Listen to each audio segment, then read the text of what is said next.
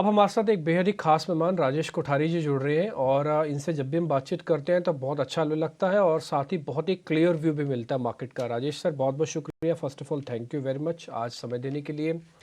Sir, मैं एक एक करके आपसे कुछ पॉइंट्स पता करूंगा। पहला, क्योंकि हमारी आदत सी हो जाती है हम कोई भी चीज़ कंपेरेटिव लेके चलते हैं, जैसे 2023 का मामला उठाते हैं तो 2024 के अंदर क्या होगा ऐसे कंपेयर करते हैं। करना तो नहीं चाहिए, लेकिन सर फिर भी एक ह्यूमन नेचर होने के नाते मैं आपसे ये पता करना चाहता हूँ 2023 का रिपीट होगा, 50% होगा रिटर्न्स के तौर पर, या फिर खराब होगा?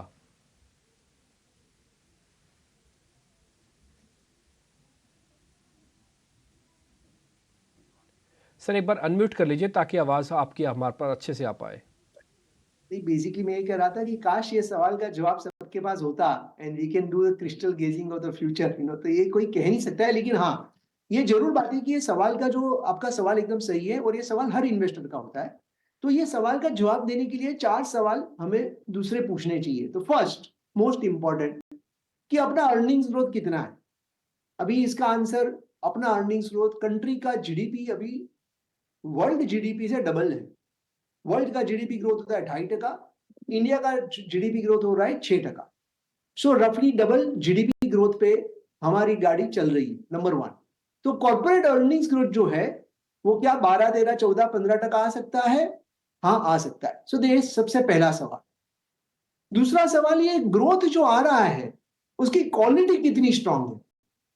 क्या ये बोरोड उधार पे पैसा लेके ग्रोथ आ रहा है कि खुद की स्ट्रेंथ से ग्रोथ आ रहा है? तो corporate India has deleverage their balance sheet, काफी डेट रीपेमेंट कर चुके हैं। मेगा कैप में, लार्ज कैप में, मिड कैप के, स्मॉल कैप के अगर आप average debt to equity ratio अगर देखेंगे तो वो डेट टू इक्विटी रेशियो 0 हो चुका है। उसका मतलब ये कि ये जो ग्रोथ है वो बहुत ही स्ट्रॉन्ग क्वालिटी पे बेस्ड है। ये बोरोड ग्रोथ नहीं है, ये सेल्फ सस्टेन इंटरनल एक्रूवल से आया हुआ ग्रोथ है।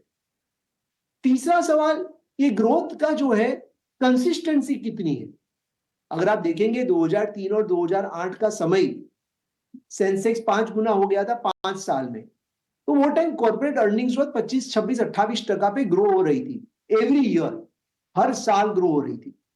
तो निफ्टी का अगर अर्निंग्स देखेंगे तो FY21, FY22, FY23 and FY24 लगातार 4 साल 15% के ऊपर ग्रोथ आ रहा है। और लास्ट चौथा सवाल, ये ग्रोथ का आउटलुक क्या है?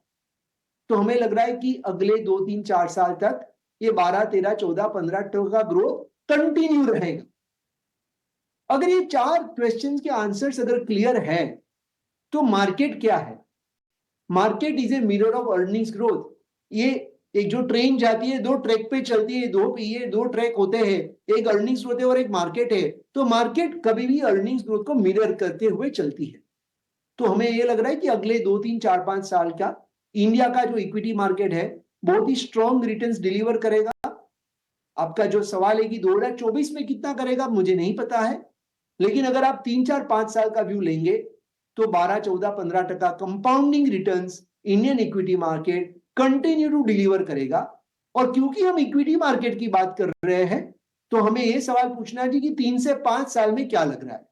जैसे ही अगर हमने नियर टर्म व्यू की बात करनी चालू कर दी तो उसका मतलब ये हो जाता है कि हम ज्यादा ग्रीडी बन गए, ज्यादा स्पेक्युलेटर बन गए, ज्यादा ट्रेडर बन गए।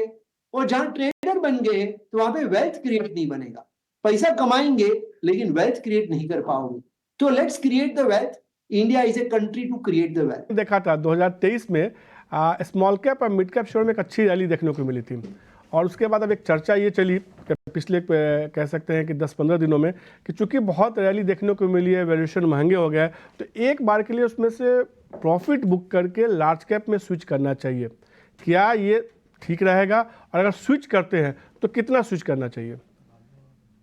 देखिए, ऐसा है कि एज पर डेफिनेशन जो है रेगुलेटर का, टॉप 100 कंपनीज को लार्ज कैप बोलते हैं, 100 to 250 को मिड कैप बोलते हैं, 250 के बाद वाली हर कंपनी को स्मॉल कैप बोलते हैं। तो यहाँ पे हमारी गलती चालू हो जाती है क्योंकि we can not paint every company with the same brush. 250 company से 5000 कंपनी, हर कंपनी स्मॉल कंपनी नहीं हो सकती है। सही बात है ना? तो बेसिकली ये डिफरेंशिएशन ऑफ मार्केट कैप से ज्यादा फोकस हटा के हमें कंपनीज की प्रॉफिट साइज पे फोकस करना चाहिए। कंपनी का प्रॉफिट साइज अगर 100 करोड़, 200 करोड़, 400 करोड़, 500 करोड़, 1000 करोड़ है, तो वो कंपनीज बेसिकली लार्ज कंपनीज होती है, चाहे मार्केट कैप उसका डेफिनेशन मिड कैप में चाहे या स्मॉल कैप में जाए। तो ये तरह का जो यूनिवर्स है वहां पे हमें फोकस करना चाहिए। काफी सारे फ्रोथ बाजार में हो रहा है, वैल्यूएशन पे फ्रोथ हो रहा है। वो जो एकदम माइक्रो कैप जो सेगमेंट है वहां पे डेफिनेटली हमें लग रहा है कि valuations are not favourable. Definitely वहां पे earnings growth is not going to be so strong, so valuations are probably discounting FY28 and FY29। तो वहां पे डेफिनेटली हमें लग रहा है कि करेक्शन काफी बड़ा आ सकता है। लेकिन अगर आप मुझे पूछिए कि जो अच्छी कंपनी है जो 100 करोड़ के ऊपर का प्रॉफिट कमाती है, चाहे वो मिड कैप हो या चाहे स्मॉल कैप हो या चाहे लार्ज कैप हो, तो वहां पे हमें लग रहा है कि it is a very strong by two declines. Corrections is a part of market, लेकिन अगर वो कंपनीज की बैलेंस शीट अगर स्ट्रॉन्ग है, तो लास्ट 6 महीने से सब सवाल पूछ रहे हैं कि मिड कैप बेच देना चाहिए, तो हमने कहा था नहीं बेचना चाहिए, हमें लग रहा है अभी भी बहुत बड़ी अपसाइड है। और आज भी हम वही कहेंगे, हाँ थोड़ा स्टेगर कर सकते हो। हम हमारे इन्वेस्टर्स को थोड़ा STP ऑप्शन बता रहे हैं कि सिस्टमेटिक ट्रांसफर प्लान जो होता है कि ओवर नेक्स्ट 2-3-4 महीने में अगर आप अपने इन्वेस्टमेंट स्टेगर कर लेते हो mid cap and small cap में, और उसमें अगर 4 से 5 साल का व्यू रखते हो, तो कोई प्रॉब्लम नहीं है। Multi cap definitely better option है, क्योंकि मल्टी कैप में लार्ज कैप भी होता है, मिड कैप भी होता है, स्मॉल कैप भी होता है, तो एक प्रॉपर ब्लेंड आपको मिल जाता है। तो multi cap we recommend currently कि आप उसमें लमसम इन्वेस्टमेंट भी कर सकते हो, और जो मिड एंड स्मॉल कैप है वहां पे आप STP ऑप्शन कर सकते हो, थोड़ा आपका इन्वेस्टमेंट स्टेगर कर सकते हो। ठीक है, डन। राजेश सर, अभी मैं आपसे ना एक सवाल पता करता हूँ, वो सवाल थोड़ा बजट के ओरिएंटेड है और मैं एक पेशकश के साथ आपसे वो सवाल पता करता हूँ, जरा वो दिखाइए तो।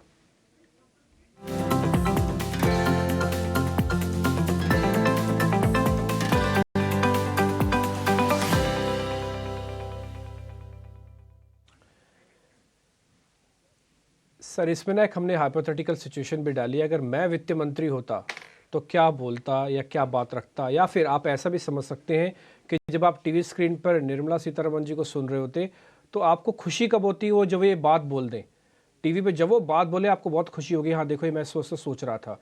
राजेश सर, कोई ऐसा पॉइंट है जो आप बजट ओरिएंटेड दिमाग में आपने रखा हुआ है और आप सुनना और समझना चाहते हो, या अगर आप वित्त मंत्री तो आप जरूर कहते? सबसे पहली बात है कंटिन्यूइंग ऑफ द पॉलिसी। जो भी पॉलिसी अभी तक हमने अनाउंस की है उसमें ज्यादा चेंजेस न करते हुए उस पर थ्रस्ट कंटिन्यू रहे, इंफ्रास्ट्रक्चर स्पेंडिंग पे फोकस रहे। इंडिया में अगर आप देखोगे तो पावर सेक्टर का कैपेक्स की बहुत बड़ी रिक्वायरमेंट है। अगर आप देखेंगे इंडिया में तो लास्ट 4 साल में गवर्नमेंट ने, सेंट्रल गवर्नमेंट ने काफी बड़ा कैपेक्स किया हुआ है। हम चाहेंगे कि अगले 4-5 साल हमें कंटिन्यू करना पड़ेगा, तो ही हमारी कंट्री GDP ग्रोथ सस्टेन कर पाएंगी। सो ये फर्स्ट इंपॉर्टेंट है कि कैपेक्स ग्रोथ कंटिन्यू होना चाहिए। सेकंड इंपॉर्टेंट है कि बैलेंस बजट होना चाहिए, फिस्कल डेफिसिट भी हमें कंट्रोल में रखना पड़ेगा, और ये जो कैपेक्स फाइनेंसिंग जो है वो हम कैसे अपने GDP को बढ़ाते हुए कर सकते हैं, वो इंपॉर्टेंट है। तीसरा इंपॉर्टेंट है कि हमारी जो टैक्स रेट्स है उसको सेम मेंटेन करें, कोई बहुत बड़ा चेंजेस नहीं होना चाहिए, पॉलिसी कंटिन्यूइंग होनी चाहिए। रॉकेट रिलेटेड कोई चेंजेस नहीं होना चाहिए कि 3 साल पहले हमने कुछ और कहा था और अगले 3 साल में कुछ और कर देंगे, तो वहां पे पूरी अनसर्टेनिटी आ जाती है। और कोई भी इन्वेस्टर्स, चाहे वो फॉरेन डायरेक्ट इन्वेस्टर हो, चाहे वो कंपनी कोई कोई बहुत बड़े प्रमोटर हो, चाहे इंडस्ट्रियलिस्ट हो, या चाहे रिटेल इन्वेस्टर इक्विटी बाजार का हो, किसी को अनसर्टेनिटी पसंद नहीं है, सबको कंटिन्यूटी पसंद आती है। और वो कंटिन्यूटी लास्ट 5 साल में गवर्नमेंट ने बहुत अच्छी तरह से दिखाई है, और अब आगे भी हम यही एक्सपेक्ट करेंगे कोई भी गवर्नमेंट से कि वो पॉलिसी कंटिन्यूइंग रहो। तो ये बस बहुत ही सिंपल है, इसमें कोई ज्यादा कोई क्वेश्चंस मार्क नहीं है। It's a very simple thing, keep continuing your policy which you have done in last 3-4-5 years for the next 3-4-5 years. That's what my expectation would be. तो निश्चित रूप से बस ये तौर पे राजेश जी कहते हुए कि सरकार को अपने रिफॉर्म की गति जो है बरकरार रखनी होगी, इंफ्रास्ट्रक्चर इसकी लगातार बात की जा रही है, उस पर खर्च करना होगा बजट के तौर पे, बजट में इस बार के लिए। शुक्रिया राजेश सर, इस खास सेगमेंट में अपनी सारी बातें रखने के लिए और हमारे दर्शकों को बताने के लिए कि अब इस बाज़ार में आपको क्या करना चाहिए।